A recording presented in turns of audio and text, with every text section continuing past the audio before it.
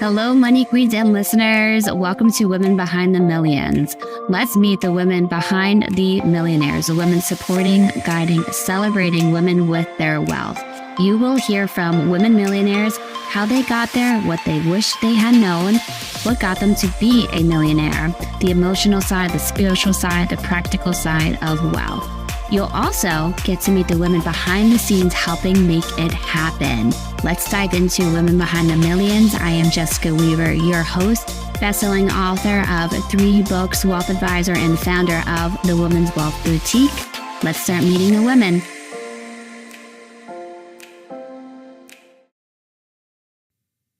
Hello, Money Queens. Welcome back to another episode where we talk all things power, pink, and prosperity. Tonight's episode is about the women, talking to you ladies who silence yourself, who shrink to feel more comfortable, who feel more comfortable being unseen and unheard, or it just became this evolution over time. And you wake up one day and be like, who am I? Where did I go? And how do I find that woman again? I am so excited. We have a new season of Women Behind the Millions tonight where we are featuring the incredible women of Financial Trendsetters 4, which is now out on Amazon. You can grab it. It is a bestseller. All the book proceeds go towards our scholarship fund. And if you want more information on the book, you can scan that QR code on your screen. We will send you the information on Trendsetters 4. Well, tonight's episode, we have with us the lead author of this newest best-selling book by Pink Fix Productions, Lori Seaton.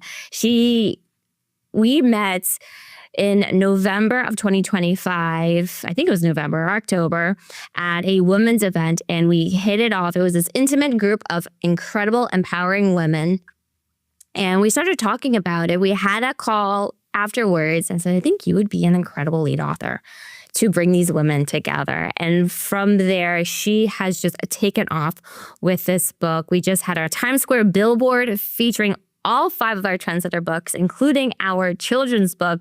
She was there with her crew. It was just an amazing event. So I'm excited to have Lori Seaton on with us today. She is head of market enablement at Sigmund's independent Annuity group, where she helps advisors navigate evolving markets with practical, advisor-ready strategies. With nearly 20 years in financial services, she's a recognized thought leader on annuities, retirement confidence, and the changing dynamics of wealth. She's also an active contributor to industry organizations and professional communities. So let's bring to stage Lori Seaton. Hello, Lori. How are you doing tonight? Oh, I am just amazing. How wonderful to be here with you and to celebrate the launch of Financial Trendsetters 4. I mean, bestseller, it's amazing. Amazing. We was at, what was it, October or November of 2025, and here we are, not even a year later. I know. Look at that. I mean, look at the power of what happens when women come together, right? Exactly. And helping 15 women become published best-selling authors, stepping into that financial trendsetter role, joining our mission. We've helped raise over $80,000 for the scholarship fund. Incredible. For last year. It's just blows my mind. And you're right. Well, women come together. And you have an amazing quote in your own chapter of the book I love to start our conversation with. Yeah. Be like the bird that, pausing on a fragile branch, feels a blend beneath her, yet she sings, knowing she has wings. Victor Hugo. Where did you first see this quote? Because it's from 1836. I know. Well, why volumes? I know. Well, I have a very special thoughts as it comes to hummingbirds. It's a very special bird in my family, and I talk about that in my story. But seeing that quote, I thought this is absolutely perfect and speaks to I think the challenges that women especially face, where at times we feel silenced, and we do that to ourselves. We allow unhealthy people to put us in boxes, and we become silent. And we should be singing. We should be sharing our voice. We should be sharing our ideas, our place in this world. And so that quote just resonated with me in a way that I had to include it. Yes, because it might not be the branch breaking with us singing loud. It might be hurting somebody's feeling, or I don't know, for me, it was always like feeling like I'm bragging or being conceited or, feel like I'm better than somebody else. And it's not that at all. Not at all. Living Not the at voice all. God gave you. Exactly. It is so precious to have our voices. We're all individual. We all have our own stripe on the beach ball, so you say, and we must share that because it's precious and can be gone just in a moment. You mentioned in your chapter, piggybacking on this conversation, that you felt this way in a relationship. You were very vulnerable sharing this story, and so many women can relate to it, myself included. I remember when I was working with my father, and why I love my father, he was an amazing mentor. I feel like I lost a piece of myself every year. To the point where you wake up one day and like, I don't like what I'm doing. I don't know who I am. I look at the mirror. What was your experience like? Absolutely. And for me, it was a lot of moments over the course of my life that, that just compounded on each other. It wasn't one big moment, but it was those small moments that almost reinforce the wrong ideas that you have in your own mind of who I am and the value that I can bring to the world. And over time, I just retreated farther and farther. And for me, it was really one moment that changed all that for me. My mother, who was faced with ALS, lost her physical voice. And during that time of watching her fight for her own voice, I realized how long I had been sitting on my hands and closing my own voice, not letting myself be heard. And what a lesson in life to see how precious that is and why we need to share who we are while we can, because we're so valuable to this world. You're right. And it was heartbreaking reading what your mother went through. And it's also not the only ALS story in the book. I know. And I know. It's incredible for me. you when you see it, and it's slow, but it's also quick. Oh gosh, yes. Yes. She was seeing your mom losing her voice and realizing for yourself, right. What a moment. Yeah, those moments, and that's why I felt so strongly about the theme of this book, because these moments change you. They changed, it changed me, but everyone has their moments. There's loss, divorce, just waking up one day and realizing that life is not what you expected. We all have those moments that change us, and we're forced to reevaluate and decide: am I going to pull up my big girl pants and am I going to share my voice and own my place in this world, or am I going to shrink? And I think that's what these stories bring to the world is confidence that you're not alone, and hopefully inspiration to do that, to find your own confidence, because you're valuable. You're just so valuable. Yes. How do you think that self-doubt, like silencing your voice, playing small, impact the decisions women make, especially around their money? I think it's really easy for those suffering with self-doubt to hand those decisions over to somebody else, whether it be a spouse, a partner, even maybe an advisor, but not owning their own decisions. It can be so detrimental, but we see that every day. I think it's easy to do if you're not feeling confident. And money is so important for us as women to, have that control, to have that confidence, to trust our own judgment. Because most likely it's going to be us at the end of the day, living our life longer than our male counterparts. And it's going to be us, and if we're not prepared to make those financial decisions for ourselves, that is really a scary place to be. Yes, it's so true. Do you think financial advisors are helping people make money decisions or trusting in owning their decisions, as you just said. Yes, I feel like it's the latter, or I want it to be the latter, right? I want it to be the latter. I want them to see their role, in the way that I see their role. It's why I'm passionate about what advisors do, is really helping their clients to have that confidence in themselves, to trust their own judgment, and for that advisor to walk alongside them in their journey, right? To be their partner, to be their advocate, to be educating women on the risks that they could face throughout their financial journey. I have so much respect and admiration for what advisors do every single day, and I hope that these stories really elevate that.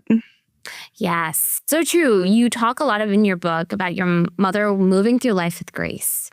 Right. Yes. How much do you think of these traits of owning your decisions, having that trust, that confidence come from that mother figure? So much. I mean, I am not my mother, and I certainly am not trying to be my mother. We are very different people. But wow, she was a force. She was a force, and I learned so much from her. She was a stay-at-home mom for most of my childhood, really, until after I went to college. And one day, because of life situation, she decided to go back to work, and she owned that. She built a really amazing career in financial services. And she was so proud of the work that she did with her clients to help them, from the college kids learning just to start to save to, the mid-career folks, to get them on the right track for retirement. She was just so proud of that work that she did. And I'm going to get a little misty, but, she, just like so many of the other advisors out there, she made an impact on this world, and that's something to be extremely proud of. It's beautiful. How do you think her battle with ALS impact your view on caregiving, helping those people that are caught in that struggle? Absolutely. For me, my dad was and is just the most caring person, and he was her number one caregiver. 3 years after she's passed, and he still wears his wedding ring. He still wears their high school bracelet that has their names on it. He certainly showed me what it means to love and care for someone, for your spouse. But it changes you. And during that time, not that I stepped back completely from work, but I certainly didn't take any career risks or jumps, or, I just did, what I could to keep my career on track while spending all available time at their house and helping my mother and helping my dad, give him the breaks that he needed. But it changes you. Caregiving changes you, and it changes your outlook on life and what you want to be in this world. And for people who are in the midst of it, it's a financial struggle to make those decisions, because you want to be there for your family, your loved ones. But for those that have to take a full step away from work, there is a huge financial gap there, and something that advisors, can really help their clients to, work through. For me, it wasn't if I was going to do this, it was, well, I'm doing this. There was no question. And I was fortunate enough to be with a company that, supported what I needed from a family perspective, but not everyone has that. So it's tough. So true, Lori. And what a beautiful marriage your parents had. That Beautiful. He still wears the high school suite. He does. Don't hear that often anymore. No, I know. They were married 51 years when she passed. 51 years. So it was truly truly a beautiful thing. Terrible ending, but even then, there's you have to look for the lessons and how you're going to move forward in life when you go through something like that. So, yes, we've seen here on the show, and this book in particular, that the financial trendsetters, the women behind the millions, often they are carrying these massive, unimaginable emotional weight quietly. Mm-hmm. And we had this conversation, Lori, when we were in New York City waiting for the billboard to go up there, saying that I might have known women for years, months, and I've never heard their true story. Of what made them, why they got into the industry, why their passion to help people in this specific area is so strong. And that's what I love about the Financial Trendsetter books, because you hear those stories, and I often let them know, because we'll feel like an imposter syndrome, like, who am I to have this story? Who am I to get this book out there? But it is a privilege to hear your story, Lori, to hear these women's stories. So I want to talk now, pivoting over to the book itself. What was it like to step into this lead author role? And how did you all figure out, who do we want to bring into this book? Well, the one word I would use is humbling. I mean, this is...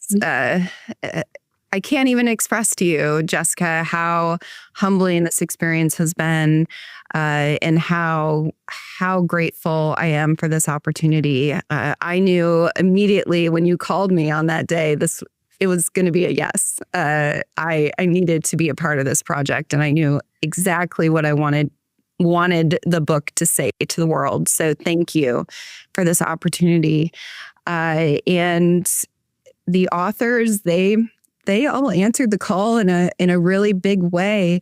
Many of them I had known already, and I already knew, who I wanted as part of this journey. But some of these advisors were new to me. But some of my coworkers said they have a story. This is who you need part of the project, because they have a story.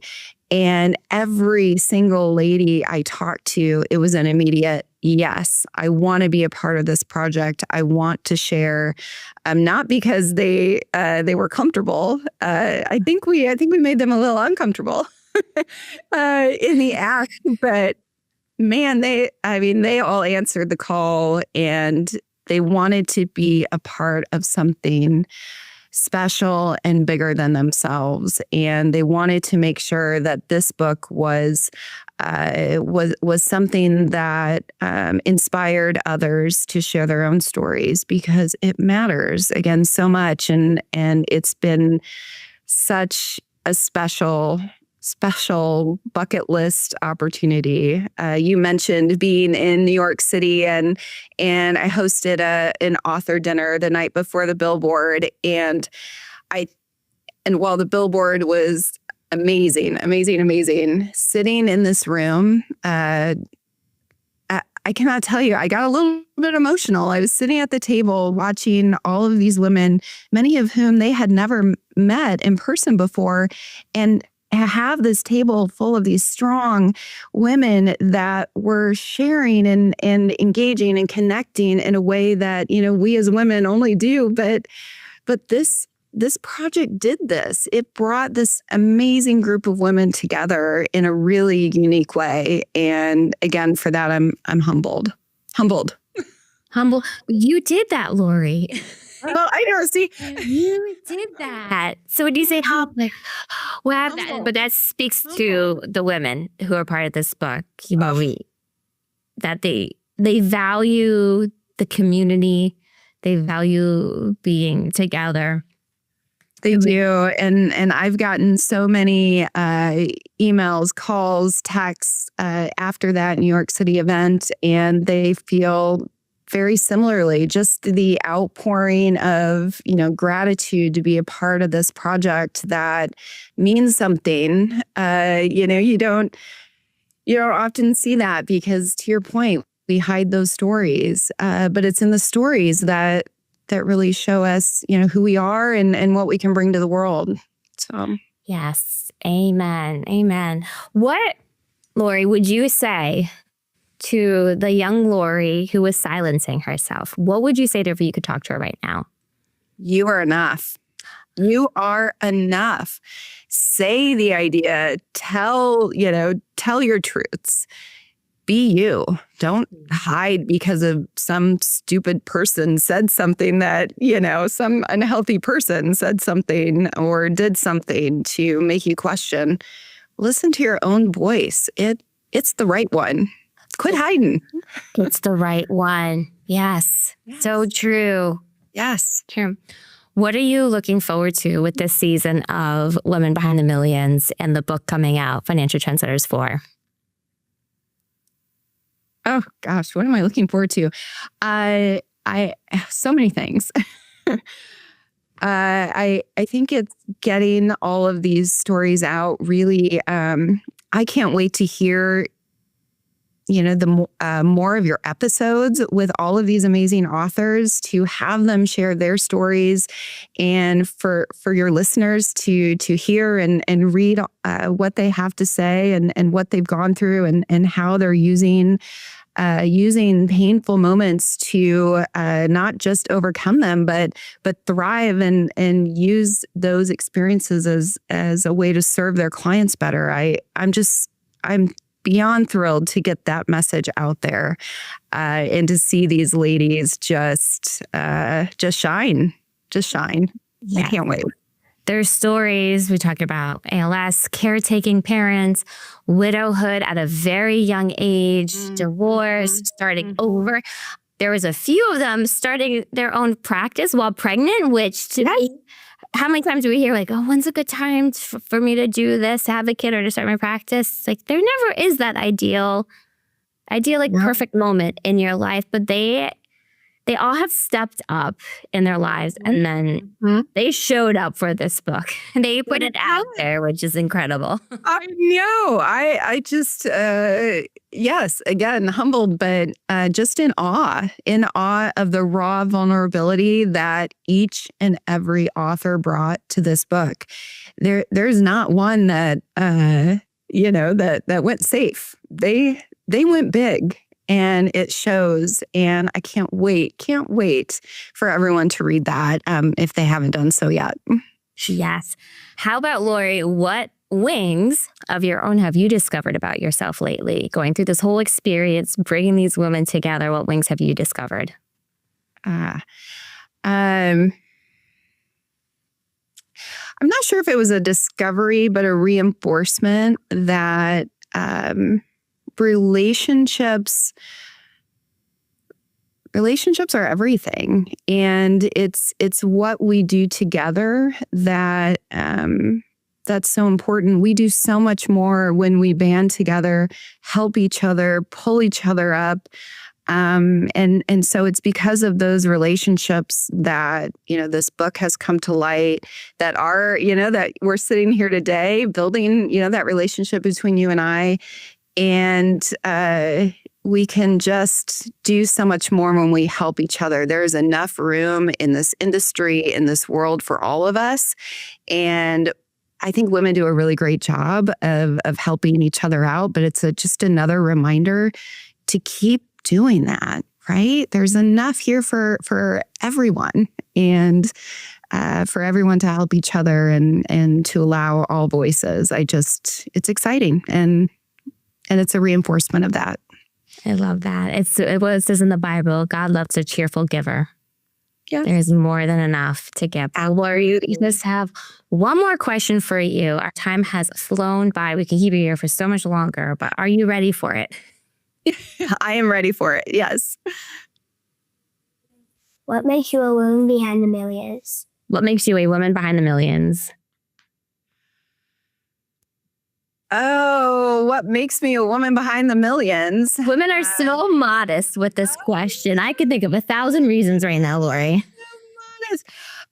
Because I have found my voice and my ability to use it. And that is what makes me a woman behind the millions. I am not going to keep quiet. Everyone listening, you're going to keep seeing me do some cool things. I don't know what they are yet, but I'm going to keep pushing and keep doing the hard work. And keep using that voice.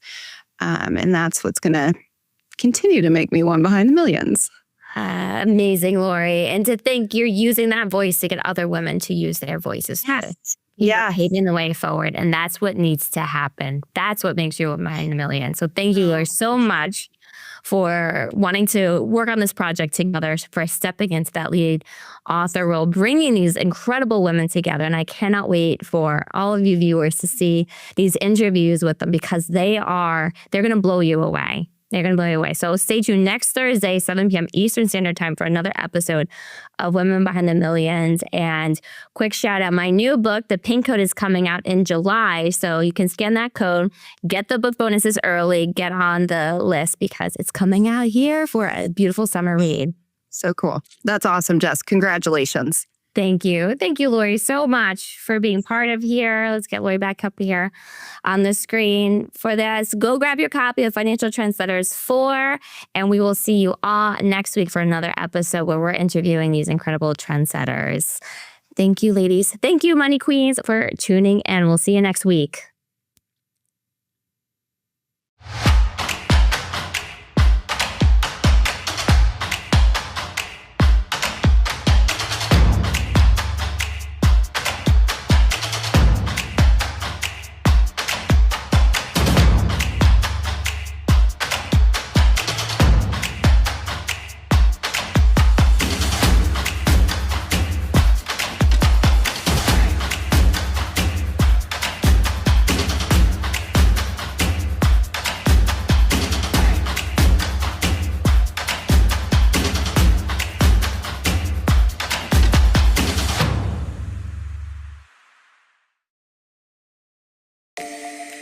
Hey, Money Queens, looking to get your wealth to that next level, 7, 8, 9 figures?